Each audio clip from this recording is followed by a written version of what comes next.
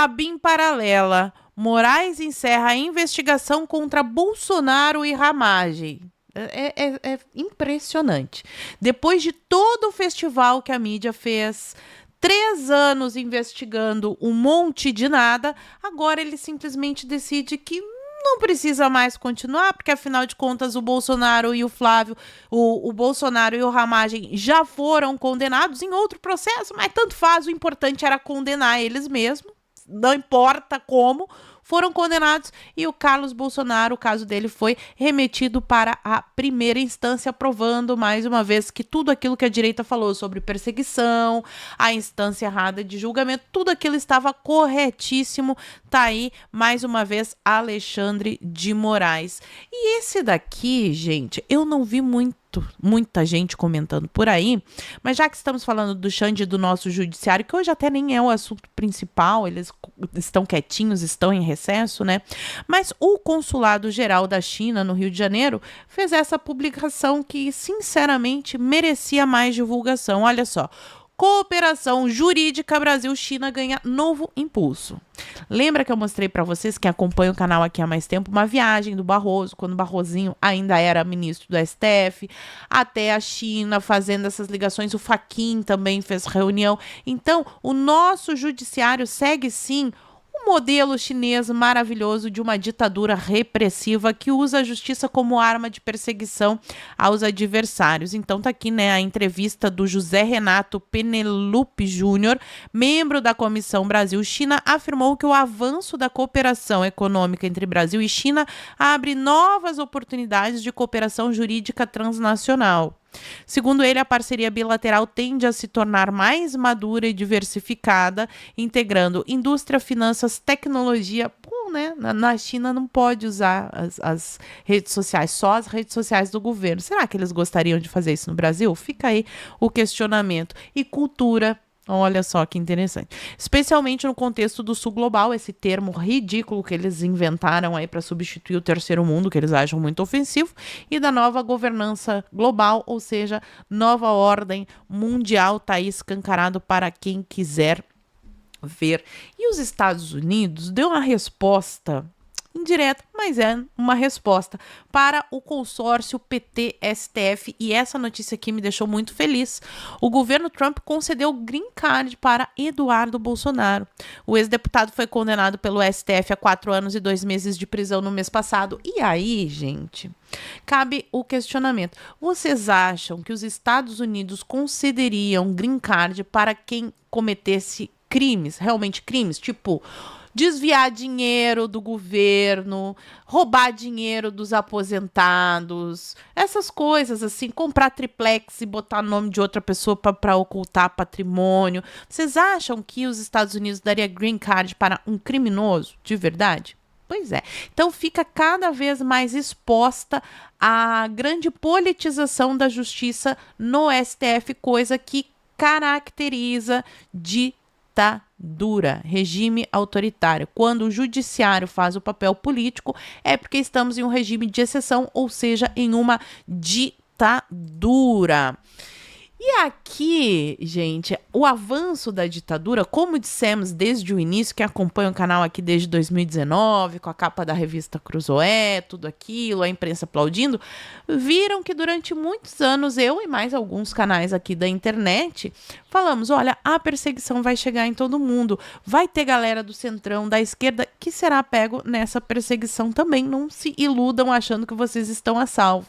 E aí nós temos um personagem que é o Alessandro Vieira, autor do PL das fake news, grande inquisidor da direita, tanto na CPI da fake news, quanto na CPI da Covid, aplaudindo todos os absurdos do judiciário, que agora está na mira do canhão. Confesso, assim, que até me dá um pouquinho de vontade de rir, porque a gente avisou, embora não seja uma coisa legal, porque eu sei que essa perseguição vai vir para cima de todo mundo, pelo menos, assim, ele agora tá sentindo na pele o monstro que ele mesmo ajudou a criar. E tá aqui, ó, a PGR dá seguimento à ação do Gilmar, que pode tornar o senador Alessandro Vieira inelegível. Toma, seu Alessandro Vieira. E aí ele fez textão, né? Ai, tomei ciência através da imprensa desse despacho pro papá Gilmar Mendes, registro que a advocacia do Senado pediu sem sucesso acesso aos autos.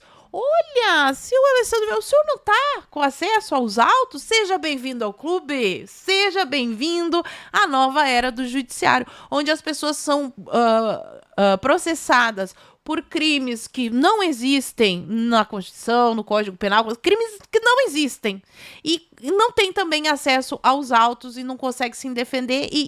O senhor ainda é parlamentar, né? Mas pior é que tem cidadão comum sendo processado no STF. Uma loucura, é assim que está funcionando. Se o senhor não tinha notado, agora o senhor está entendendo bem como é que funciona. E aí ele fala que a PGR afasta a principal acusação do ministro Gilmar Mendes, blá, blá, blá, que é mais uma tentativa absurda e ilegal de intimidação contra um parlamentar, blá, blá, blá. Pois é, seu Alessandro. Pena que o senhor só viu agora que tá no seu, né? Quando aí tá ardendo aí no seu. Pois é. Que coisa, não? E aí temos o sapo cachaceiro desafiando Marco Rubio. Nossa, que ideia excelente, Lula, quanta inteligência. Quem será que foi a mente brilhante que sugeriu isso? Ou será que a ideia veio do próprio cérebro, que no caso não funciona muito bem, do senhor que ocupa a cadeira da presidência? Tá aqui. Tem o áudio, mas eu sei que vocês não gostam de ouvir a voz dele. Então vou ler e contar para vocês o que ele disse. Lula desafia Marco Rubio a montar um comitê eleitoral para Flávio no Brasil. Tomou cachaça demais, né? Vamos derrotar todos. Declaração se deu durante o evento do PDT para anunciar apoio à sigla na reeleição do petista. Então ele disse o seguinte, ó: eu estou convidando quem quiser do mundo para vir ver as eleições aqui no Brasil. Vai ser ótimo, vai ser ótimo. Quem quiser pode vir acompanhar. Sensacional. Se o secretário de Estado americano, seu Marco Rubio, quiser vir apoiar meu adversário, que venha. Que monte comitê, pois a gente vai derrotar todos em nome da defesa da democracia. Sensacional. Quem tá defendendo a democracia são os colegas dele. Já vou mostrar para vocês. Aí aqui tá, ó. Se quiser apoiar meu adversário, que venha, diz Lula sobre Marco Rubio. E por falar em eleição Lula e consórcio PT-STF, eles estão deixando muita coisa para investigar depois da eleição. Ai, vamos fazer depois da eleição. Ai, agora tem eleição, não dá. Mas tem uma coisa que eles vão... Começou ontem, já. Decreto de Lula sobre Big Tech entra em vigor sob pressão da oposição. Plataformas passam a ter mais responsabilidade sobre o conteúdo a partir de ontem, segunda-feira, dia 20. Lembrando que na justificativa do tarifaço estava justamente isso daqui. A perseguição às empresas americanas, às Big Techs, através de medidas absurdas como essa, de responsabilizar a plataforma pelo que as pessoas publicam lá. É a mesma coisa que responsabilizar a Vivo porque usam celulares dentro do presídio. Um troço totalmente absurdo. E eles ainda têm a cara de pau de dizer que é mentira. Mas num país onde a média do QI é 83, infelizmente tem muita gente que engole essa história, né? E os coleguinhas do Lula estão radicalizando, estão já nos próximos passos que o Lula adoraria dar, mas ainda não pode. Mas lá na Nicarágua, como está mais consolidado, seu Daniel Ortega declarou o fim das eleições na Nicarágua, de uma forma super democrática e com amor, certamente. O presidente nicaragüense, que governa o país desde 2007, pouco tempo, anunciou o fim da alternância de poder com o objetivo de impedir a oposição de chegar ao poder. Qual é a alternância que tem se o cara tá lá desde 2007, CNN? Vocês não pensaram? Foi a inteligência artificial que escreveu esse título. Aqui o Metrópolis ainda diz, ó, o ditador da Nicarágua anuncia o fim das eleições para barrar os golpistas. Parece algum discurso que eu ouvi em algum lugar. Parece, só me deu essa impressão. E na Colômbia também, vocês sabem que lá na Colômbia O candidato da direita venceu a eleição e ontem a equipe dele veio a público relatando um plano, aqui o UOL fala um suposto plano, né, de atentado contra o presidente eleito na Colômbia. Mais uma vez, a esquerda fala que a direita é radical, que a direita é violenta, mas sempre quem sofre os atentados são os candidatos da direita. Jair Bolsonaro, Donald Trump, agora aqui o que foi eleito na Colômbia, o Abelardo Spirella e tantos outros que a gente já viu por aí. Mas aqui no Brasil, vamos então agora para a campanha do Flávio, também tá rolando umas coisas muito esquisitas. Ontem a campanha do Flávio veio a público e fez essa denúncia, se reuniu com o presidente do TSE, o seu Cássio com K, e pediu apuração de perfis falsos nas redes que atacam o pré-candidato. Então, mas não é assim qualquer perfil que faz uma crítica. Eles fizeram um estudo aprofundado e descobriram, olha só, 20 mil perfis falsos que teriam movimentado 20 milhões de reais. É um negócio palpável, não é assim, existe um gabinete do ódio, a pessoa posta sua opinião na internet, não impulsiona. Não, aqui são 20 mil perfis falsos e 20 milhões de reais gastos em mentiras para difamar o senador. Vamos ver qual vai ser a postura do TSE, em especial também do seu Alexandre de Moraes. Seu Alexandre de Moraes não é o especialista nos perfis falsos e fake news. Isso daqui é um caso para o Alexandre de Moraes. Ele não vai investigar? Perguntinha retórica, tá, pessoal? Também saiu a notícia de que o Flávio não quer a equipe de segurança da Polícia Federal, porque a Polícia Federal do André Rodrigues não dá para confiar muito.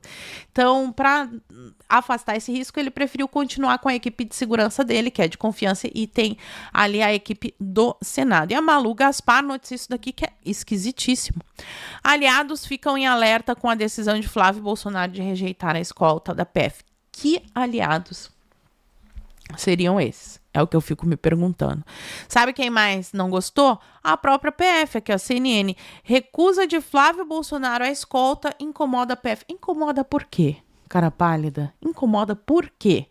Porque agora vocês não vão conseguir espionar os movimentos do Flávio. Não, é porque é o que ficou parecendo, assim, não estou afirmando, só estou perguntando. Ficou parecendo que vocês queriam ter mais informações, ficar mais pertinho, aí vocês ficaram incomodados, porque não vai dar para fazer a manobra que vocês queriam.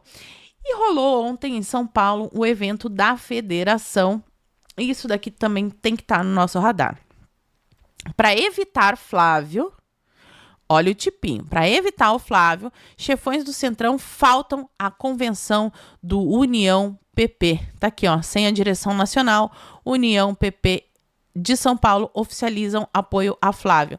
Gostei da foto. Finalmente temos aqui o Tarcísio. O Tarcísio poderia estar ao lado do Flávio. Sou chata, talvez um pouquinho. Gostaria de ver, sei lá, o Flávio e o Tarcísio aqui no centro, que são as duas principais figuras, mas enfim... Parece que o Tarcísio resolveu embarcar na campanha do Flávio. Vamos ver se ele vai fazer realmente uma campanha ostensiva que a gente já está pedindo há tempo. E aí temos aí os dois pré-candidatos ao Senado, que é o André do Prado, que sinceramente ninguém muito conhecia, e o Derrite. Foi o que deu para fazer em São Paulo, pelo que eu entendi. Saiu também mais uma nova rodada de pesquisas e agora a Real Time Big Data mostra que o Flávio vem num movimento ascendente de novo, apesar de todas as ressalvas que temos com as pesquisas, mas tá aqui.